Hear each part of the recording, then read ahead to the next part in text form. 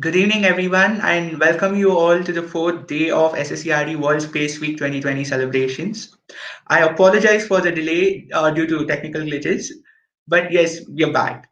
As you all have been learning about satellites from the past 3 days, you all would be wondering as to what do we do with these data that the satellites collect? Okay, there are satellites that are orbiting around Earth everywhere. They collect data. All's fine. What are we going to do with so many data? What are the practical applications of these data?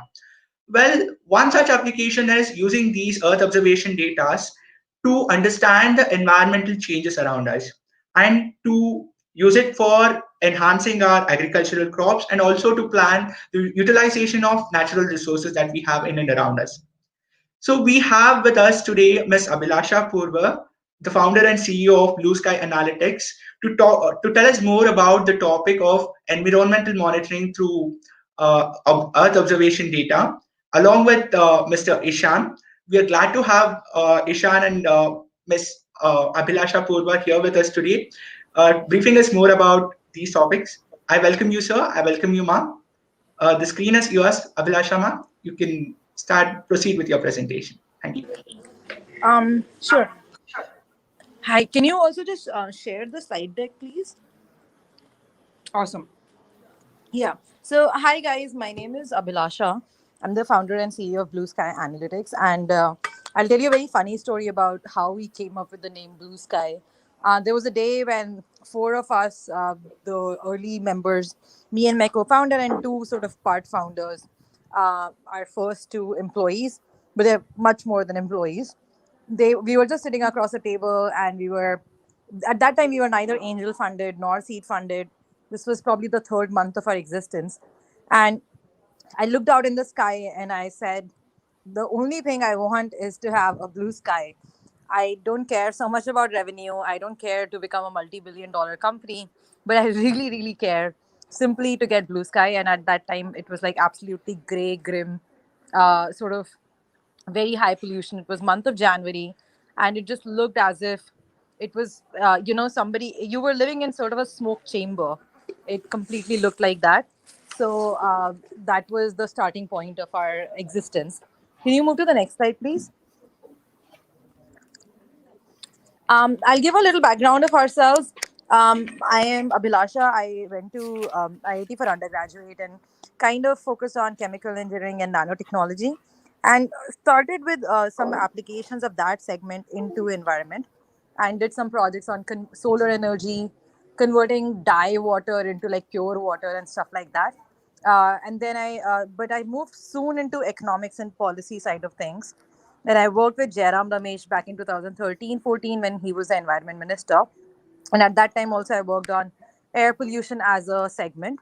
And I think broadly air pollution, but it sort of continues because it's very interdisciplinary and it's also quite connected with multiple other problems. Because when you go from economics and political point of view, you will start to see that roots of almost 100 problems go to the same source.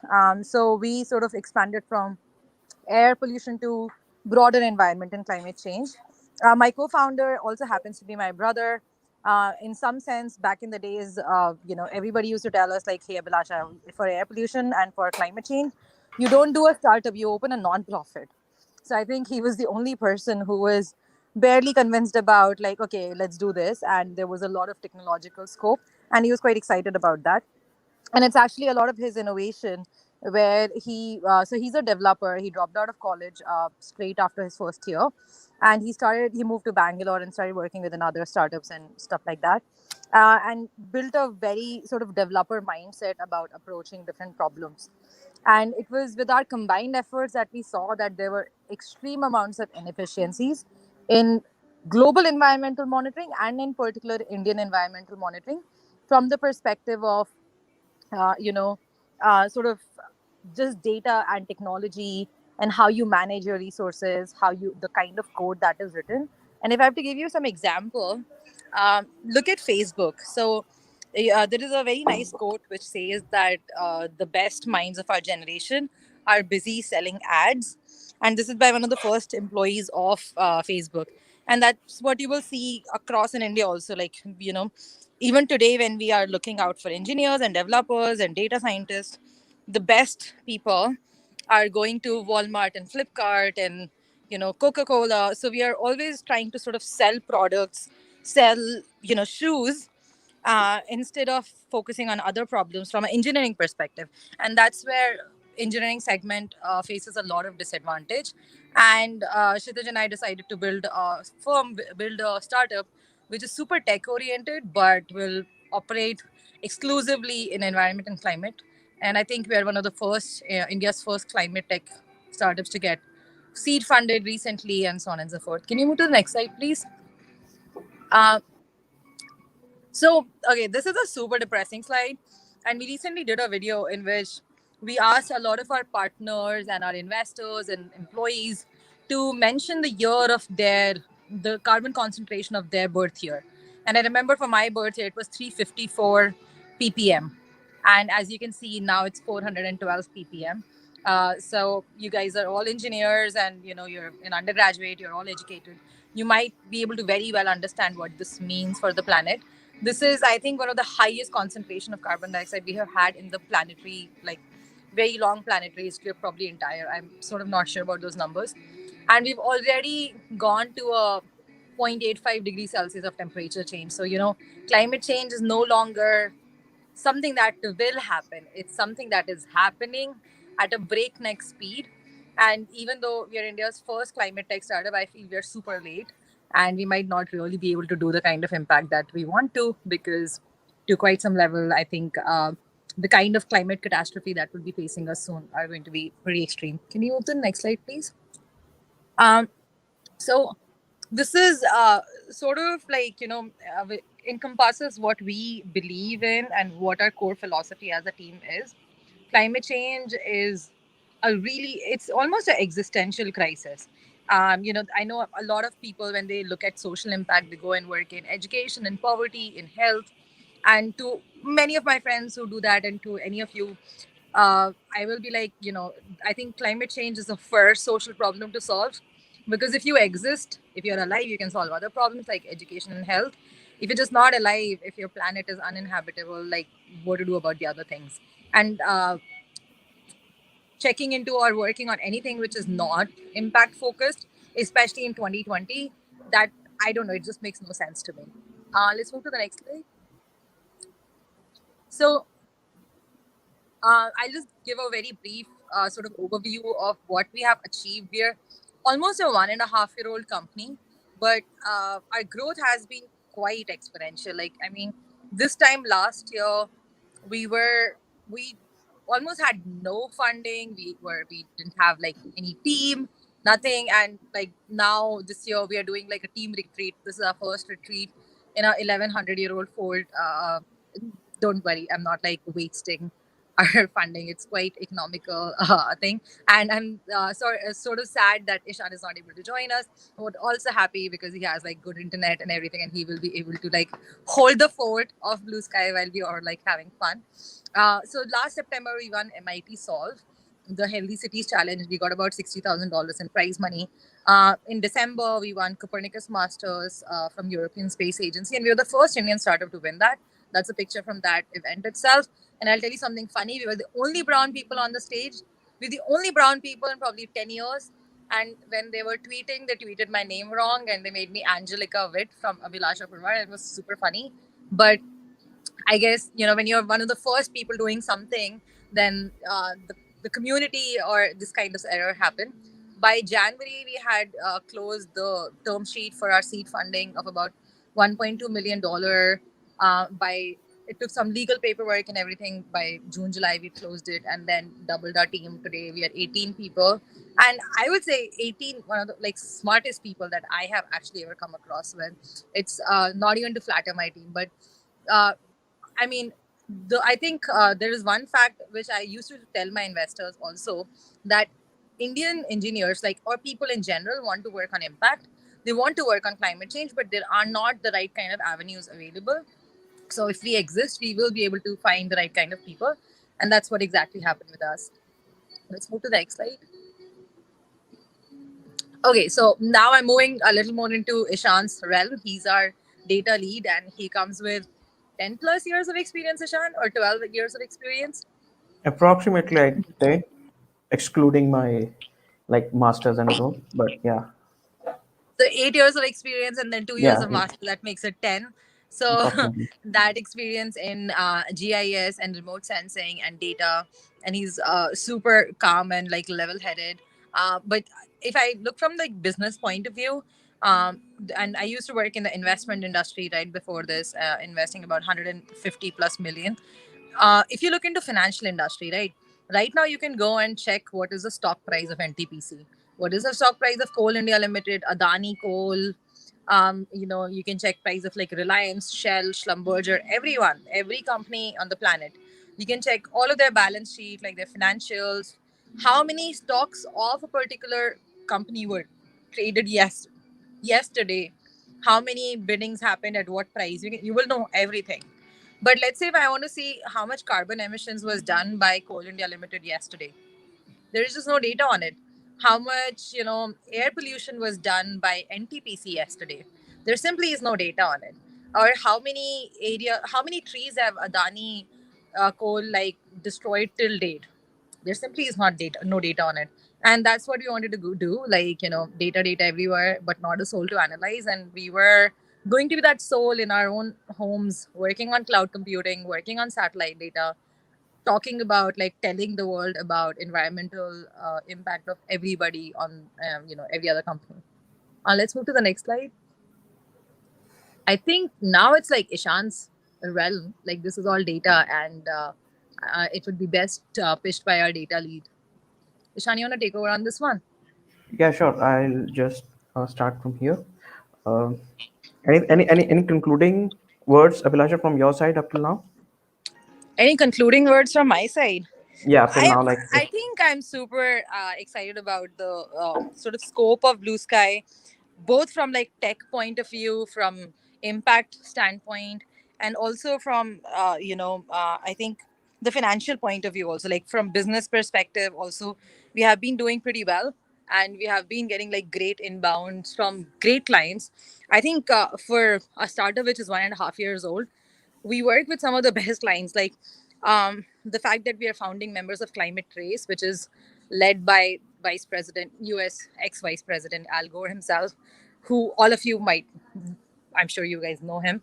So it's kind of a testament of the fact that if you've got like you've got focus on the right thing, you're building the right technology, then you can get really far. Thanks, Ishan. great. Yeah, great. So thanks, Abhilasha. So I just wanted to start that I don't want to be part of the pollution. I want to be part of the solution. So we are just not limiting to air pollution, not just to air pollution, but we are also monitoring farm fires and how they emit greenhouse gases. And you can visually see on your dashboards. And eventually, we'll be also working on water quality parameters and right in near real time. And how can we do that? We'll be combining AI, satellites, and of course ground sensors. And that's the like key things which comes brings into the picture when we start working on these data sets. So as I mentioned, when you want to provide the information in near real time, so you have to work with AI. You need better technology like cloud tech, and how you want to disseminate your information. And the best possible way is is in the form of APIs. So that's our tech USP, I would say.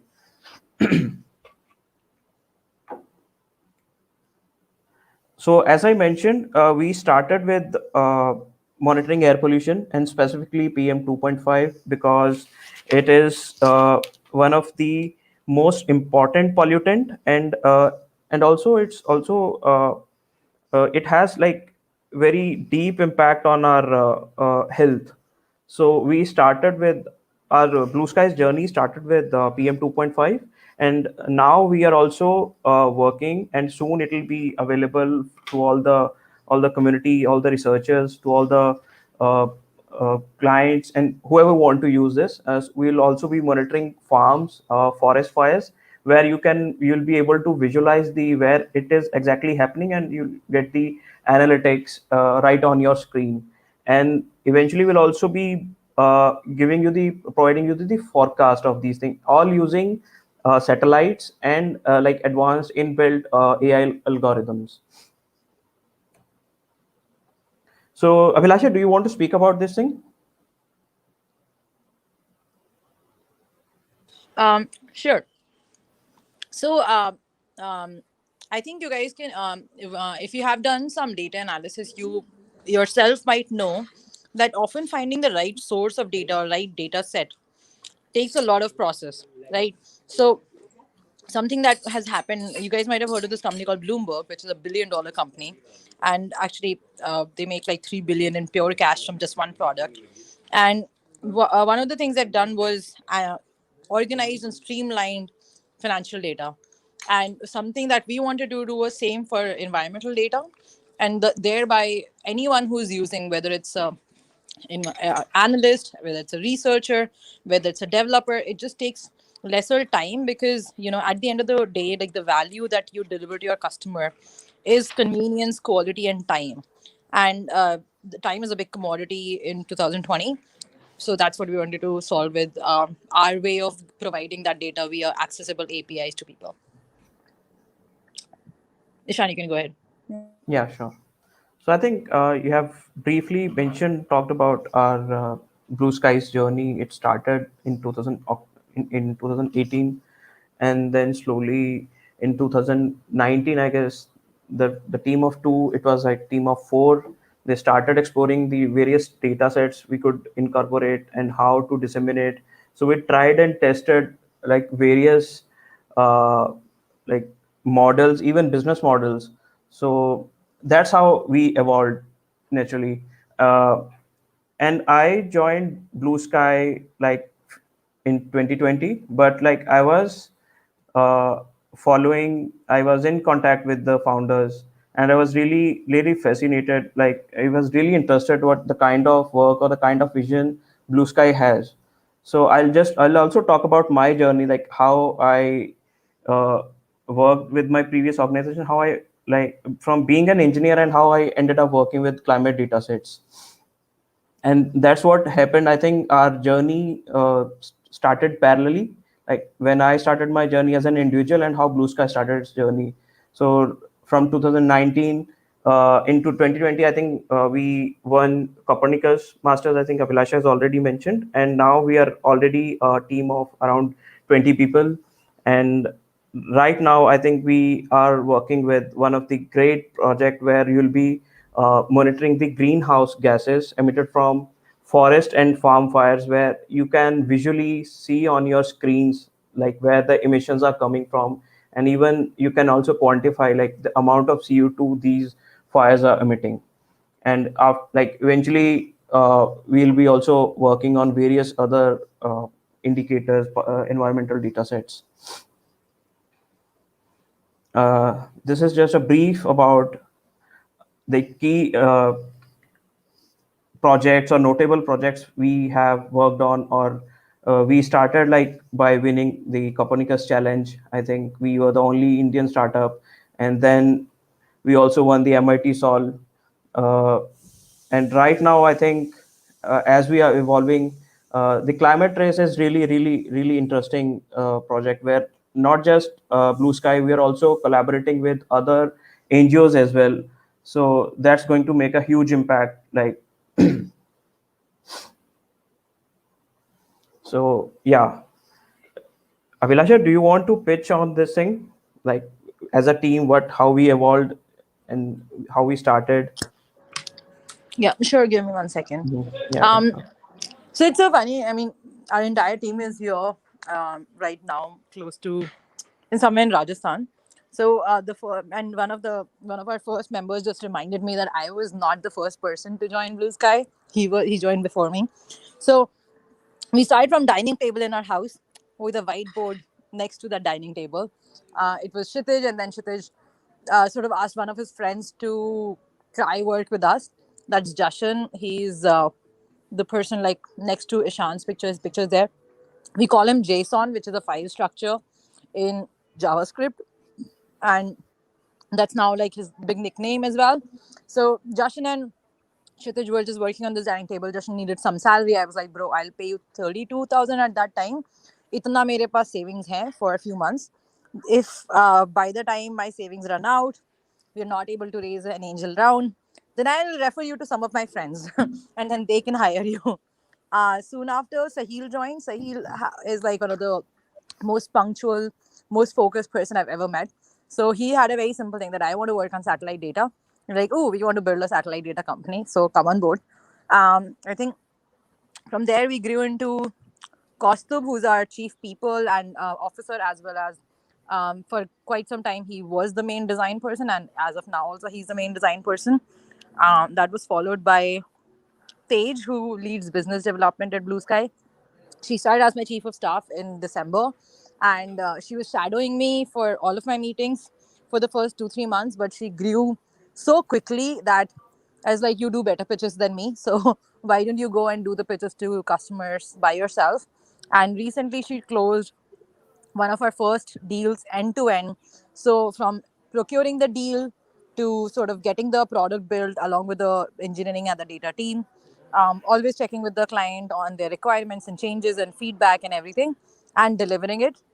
So it was like, and just to give you some background, this is something that the government, the product that we just delivered, is something that the Central Pollution Control Board and Indian government has been trying to make for about 6 to 7 years. When I was working with the government, I had myself made the specifications for that software and done a tender with the government. I don't know where that exists, but it's not something which is very public or very famous. And we sort of delivered it in a time of about 8 months end to end, for much lesser cost as well. So that stage, one of the interesting things about Tej is that she also wants to become a politician, and she's probably the only person I have met in so many years, a young person who vocally was like, hey, in our interview, that, what do you want to do 10 years from now? That's a question almost everyone asks you in your interview, and Tej was like, I want to become a politician, and that super super impressed us. um, who am I missing? So Sumana and Sahil both work in Ishan's team. Ishan had a great story actually. When Ishan first wrote to us, we were so young and so baby startup that we were like, he's got so much experience and everything. Like, first of all, I don't think I'll be able to pay him. I just have no money, and we were very young, so we had so many things moving around that we never got to like process his application entirely. But he would like some of our posts on LinkedIn or something from time to time, and then every time you would like a post, I would be like, you did you see that profile, did you see that guy, he's got a pretty good profile. So finally, I think in around when our seed round was happening, that's when we knew that we would finally have money to hire him, and Kshitij and Sahil reached out to him. There's another very interesting story in our team, that Amber, who you see right underneath of Yashika, she's our partnership lead. She's actually head of product and partnerships, and she's based out of New York. She was my first manager right after undergraduate. So when Blue Sky was happening, I met her last year in New York, and I sort of gave her a background onto what I was doing. Then, as the workload started to become really big in like January and February of this year, it's like, man, this is so much amount of work I can't handle. And would you want to do something like this? Would you want to join us? Do you think that yeah, this is exciting? And she felt that we were on some actual big journey, and she also joined us in March, April. Yeah, I think I covered. Aditya leads communications, and he's really good. He has worked with NDTV and Thomas Reuters and Inc. 42 in past. And Yashika, who was my chief of staff, and now she's getting promoted, so I'm going to be without a chief of staff soon. Was actually a lawyer with one of the best law firms in India, and took a 50% pay cut to join us. So I'm just giving a little background onto like the kind of dedication people have had. But I think she's now back to her not 50% pay cut also. So in the beginning, like, you join with a lot of conviction. If you really believe that this is going to be something which is worthwhile, and you want to waste your time and efforts into this, and it will be worth something, then join us. And that's something that we look in everything in our team: a mixture of care and curiosity and resolve, and a sort of trust onto what we are doing. Thanks. I think our previous slide pretty much covered like what we believe. We are a mission oriented startup, and of course we also like value oriented. We we care for like curiosity. We do care for our as a team, and we also love that person. We just don't want problems. We also want to like resolve. We want solutions, even if it will take 2 months, 3 months, not a big deal. But eventually, if you are dedicated, I think you have like place in our team. So yeah, so this is my favorite part. I'll tell you about my journey, like how I started. uh, I started as an engineer, then did my masters in like remote sensing. I was really interested to work with all the geospatial data sets, and especially like how you can apply your coding skills, your image processing skills to solve the climate change issues. Because when we talk about climate change, it's like really, really big umbrella. You just cannot work on, let's say I'm working on climate change. So you have to work on one problem at a time. So I'll just briefly tell you that I started working with the Snow and Avalanche Study Establishment. It's a lab based out in Chandigarh, where it's a DRDO's Defense Research Development Organization's lab, where they are responsible for monitoring the avalanches and providing the predictions, especially to the our military and the soldiers out there in the Himalayas. And I was part of like various projects where I was responsible for monitoring the snow cover area, and not just limited to the avalanche prediction. I was just also like exploring how snow cover area is impacted by the climate change in different seasons, and how it is going to impact the soldiers out there. And like we have these classified information, but the overall idea was to understand the dynamics of snow cover area in the Indian Himalayas especially. And as I evolved, I grew. I started working more on climate change and on mountain issues. So I then moved to Nepal, started working with the International Center for Integrated Mountain Development, and it's an organization where it's a like all 8 member countries work there, right from Afghanistan, Pakistan, India, Nepal, Bhutan, China, and Myanmar. So I worked on various projects, right from monitoring agriculture and how the climate change is impacting the mountain communities who are working in on especially like how the springs are impacting them, and how the snow melt is impacting the communities. So I was really able to directly communicate on ground with the communities who are being directly impacted by these climate change disasters, be it landslides. So and then when I was just working in EC mode, I started exploring more on Indian context, where can I apply my skills, or I can start working with in Indian context. So I work with another startup. So it's a harvesting where it is more into agriculture, but they are responsible for monitoring the crops, yield prediction, and these sort of things.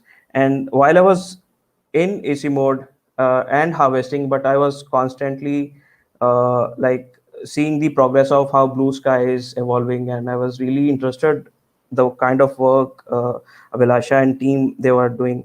And I think she has already mentioned like we had not bet. I was but really interested to work on the kind of data sets I wanted to part of the solution they were building on.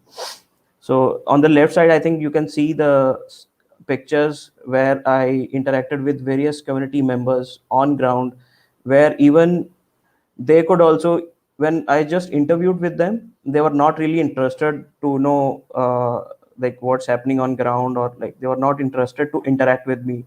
But when I showed these paper maps or the satellite imageries, so they were really interested in, they were intrigued by these pictures. So then they started providing their inputs, and that really made our project like more interesting. So recently, I also published a research paper out of this. And coming on to our blue skies journey, right from working with the local communities, now we are working with former Vice President of US, Mr. Al Gore, and I think it's really proud that we are the only Indian startup who will be working with him. And our aim is to, and our objective is to monitor these greenhouse gases in near real time, uh, and of course we'll be like developing our own algorithms, and we'll be making it to public where you can also, anyone can access it, all the dashboards. Not Yeah, I think climate trace and farm fires or forest fires are very like related.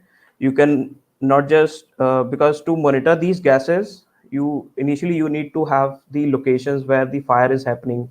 So I think these graphs are really scary, and we need some kind of system or dashboards where you can monitor these kind of hazards or these emissions happening worldwide.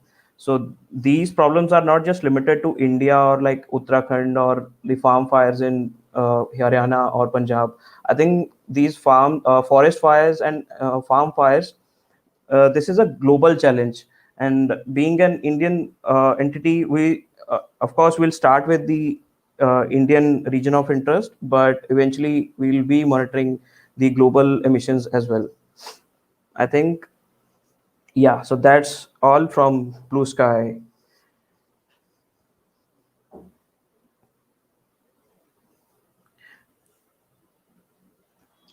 Abhilasha, anything to add onto this? Um, Not really. I think if there are questions, then I can take some of the questions. Sure, sure. Thank you so much, Abhilasha ma'am and Ishan sir, for projecting, shedding so much light upon what Blue Sky Analytics actually does, like getting all the data and how to harvest these data into helping us make the world a better place. There was a mention about a particular statement that data everywhere, not a to analyze. That really caught me on. So, uh, tagging on to that, there are there's so much data out there. Like all the satellites that are orbiting around the Earth, somewhere close to more than 2,500 satellites are currently orbiting around the Earth. All the data that they send in, there's too much data, and we don't know what to do with it. Like they have been sending it from ages, and how are you planning to take on all these data, study the historical data, as well as interpret the data that are coming currently? So How is it being done? I'll give you a very quick background. So we call what we are building, our product, we call it a data refinery. And to make it super easy to understand, just parallel it with the oil refinery. So how does it happen in oil refinery? You put in a lot of oil, and that oil is all crude oil. You can't do anything with crude oil. Okay, there's absolutely zero use cases of crude oil. I mean, you can burn it, but you can't really put into engine or a motor and burn it and get some, like, force and momentum. So just like you are able to make gasoline, diesel, various types of polymers, different kinds of like products from crude oil. And I think an oil refinery takes out about 50 to 100 different types of products, right? But the processes are same, the refinery is same. So the same thing we are doing with the data refinery, that we take crude satellite data, crude ground monitor data, and then Ishan is head of one of the segments of refineries, and then it moves to the tech teams like the infrastructure team, and then at the end of the whole refining process, you get insightful, clean data in the form of APIs that can be abstracted. It can be used for any purpose. And our vision is that right now we are analyzing about 4 terabytes of data. And in about 2 to 3 years, we want to build infrastructure which can digest 400 terabytes of data. Hope this helps. It did a lot. As you were sharing data about digesting the data, another question pops up. How are we planning to store all these data? Are they once digested, are these data discarded forever, or where are these data stored that we obtain from the satellites?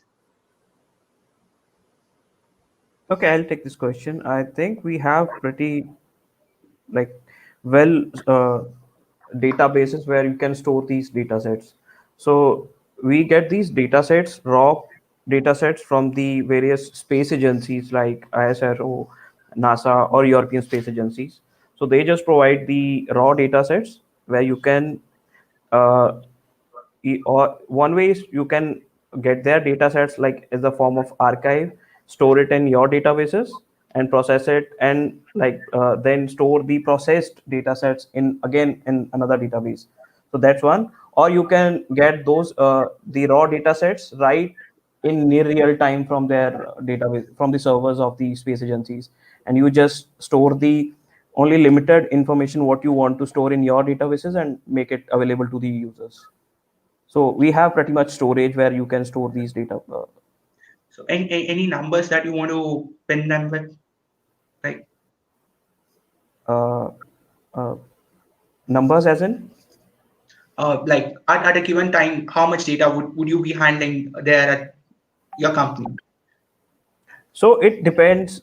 It's in the TBs most of the time. So it depends. Like if we are working on Indian region, then of course the data will be like let's say 4 TBs. Then on the other hand, if we are working on global data sets and we are working to predict the let's say farm fires for the global scale, so then of course it will be like let's say make it more 5 times 4 times. Then it will become from 4 to 20 TBs.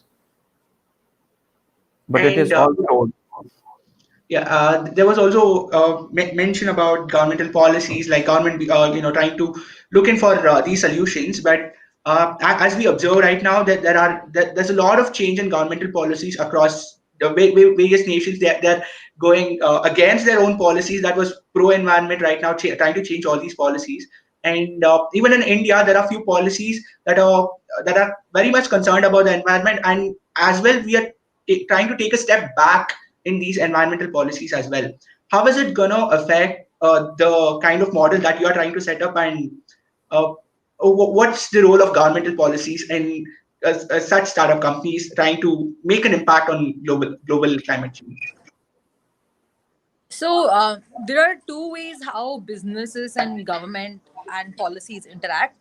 Often there are kinds of businesses which come because of a certain policy. So like the government will announce something. Let's say in electric vehicles, it has announced a great policy, and then a lot of electric vehicle businesses will come as a result of that decision. And then there is another kind of businesses which define policy. And if you see, then those are some of the most innovative businesses. Like in the case of Google, there are a lot of policies or a lot of regulations that have come 20 years after Google's existence. And even now, most of the global governmental agencies are not the best skilled to be able to define how to deal with those policies, because most of them are not best skilled in understanding what Google exactly does. So that's the case for Blue Sky. Like, we are focused on doing what we are doing. We have a much bigger vision and we have much more assurity on our vision than government's understanding of climate change and environment. And I think climate change is something so certain and so like magnanimous, so not magnanimous, that's the wrong word, but like so large in its scale that it doesn't matter. Like, if a government doesn't recognize it, climate change is not going to stop for that government. Oh, Indian government does not recognize climate change and has not built a policy around it, so I'm not going to come and affect the lives of billions of Indian people. That's still going to happen. And one of the key aspect is that unless there's data which can sort of elaborate and sort of make it clear what exactly is the problem. One is the governments also find it difficult to be able to define and draft their policies. Like, you can't solve what you don't know. That's the case of environment and climate change in India right now, apart from general ignorance and general inefficiencies of the government. But then when it comes to the people who get affected by it, they also are not able to quantify, because see, climate change is not something that is happening एक साल temperature 40 degree था दूसरे साल 42 हो गया. It's happening gradually. So even though everything from heat to water to drought to air pollution, everything is becoming a stressor in life. But since it happens so gradually, it's like a fat person gaining weight very really gradually. Like, they become something really obese very quickly, but then for somebody who's meeting them every day, they are exactly the same, right? So sometimes you have to put a number and you have to put a time series, and then people can have a look at it and then makes like, oh my god, this is what's happening. And that's where Blue Sky stands. Like, we are quite visionary and quite certain in what we're doing. And we are tackling a problem that is a problem of this decade. You know, climate change is going to define. You guys must be like 19, 20 years old. Yeah. Yeah. Yeah, you can put your number there. So let's say I will throw a question back to you. With what certainty do you think you can grow up to be as old as, let's say, 70 years, which is the average age of a person today? What is your certainty on that? And I don't 27 even I don't even say that 70 is the number right now. Looking at the figures around, I doubt even 80 Yeah. to 50. So it is 2020 and you will be 70-year-old in 2070, and you don't think that by 2070 you would have an inhabitable planet. So that's what exactly I'm saying. Like it makes no sense to do work on anything else because life is most important. And like something which is super core for the new voters, the new employers, the new employees, everybody from your generation, is that they focus on climate change whether or not the government cares about it or not. Uh, Regarding data being sent out to the public, we still see that there's too much ignorance among the rural communities regarding the crop fires that they are set up. When they find that their harvest is not good enough, they just simply go out and set their entire field on fires, and this is a common practice that we find in and around most of the parts of India. So how is Blue Sky Analytics trying to get in all these data that you're to make an impact about the global change and communicate that to the most fundamental parts of the societies, like the most basic Do you section. First of all, you're wrong. Farmers do not set crops on fire because crop is not good. No, nobody does that. They set, they put crop waste on fire. Have a standing crop of rice, let's say. They will take the rice out. They will take the whole bundles out, and then whatever is the rice straws, which are Ah, nothing, okay, okay. they set that on fire. Now, the question I'm going to again pose it back to you. Why do they do it? Because that smoke affects the farmers the most. It's affecting you way less than it's affecting those communities itself, right? So why is a village community in, let's say, Bihar and UP, in Haryana and Punjab, where it happens most, why are they setting fires to their crop waste? Like, why there must be some compulsion, right? Why are they burning eyes of their own children and destroying lungs of their own children? So they put the blame on the farmers that they're just uneducated and they're just doing it that because they're lazy. Think about what sort of an insidious economic system or what sort of an insidious supply chain system forcing a farmer that is not giving avenue dispose of their crop waste, and now they have to burn it. I'm There is no way that a village of 6 families in Punjab is because they're putting their crop waste to fire. Like they have to live with that smoke themselves. And what Blue Yeah, Sky is putting on the entire data set so that we are able to build a whole ecosystem, a whole supply chain understanding, so that crop waste can be utilized into multiple other channels. Let's say for power generation, but then that crop waste has to go from the farmer's farm to a place where there is a power plant, or let's say to make furniture, or let's say to make clothes. But for all of these, there have investment done. Let's say $5 million power plant needs to be set up, or a $2 million like furniture manufacturing facility has to be set up. Now, if you go very basic into like how do you do financing of such assets, like you do a furniture in 2022, you're going to look at returns of that factory over 10 years. To be able to know what is the returns of that factory, what size of factory which should I set up? You need information on raw material. And as of today, as of 2020, there is no information on raw material. There's no information which panchayat, which district burns how much crop waste, produces how much waste, on which of which quality, how much would be the transportation time, what is the calorific value. Like, none of this information exists, and thereby the ecosystem can. So I'll give you one to do more research.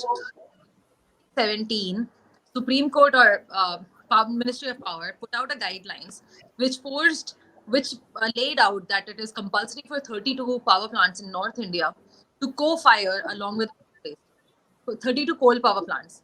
Now, those 32 coal power plants could take a lot of crop paste and burn it along with coal, and they can do power generation instead of those crop paste being like burnt in the even in 2019, that was last year, this was not implemented across. Dadri Power Plant had done only technical trials to make sure to establish that you can do this. 2 years of guidelines, done a POC. 2020 is here, and none of the numbers that have been put out by those power plants to procure crop waste from the farmers have been filled. Why is not? I guess there is an audio problem that your voice is breaking. Sorry. Can you hear me clearly now? Yes, ma'am. Yeah. That's my answer for the question, and I think I Yeah. can take the next one. Thank you. Actually, yeah, it did change my perception. I guess, yeah, it did turn the tables around, think around in the other way. Thank you, Abhilasha, ma'am. Thank you, Ishan sir, for joining us today and shedding more light about how the satellite data are being used to change our perception about global climate change and how we can put it to better use and make the world a better place. Thank you both for joining us today. And yeah, thank you all for joining in for today's keynote session on learning more about how the remote sensing data that we obtain from satellites is used to study about the environmental changes around us. This is Tejas KB signing off, and we'll see you all tomorrow for tomorrow's keynote session and the workshops. Thank you all for joining in.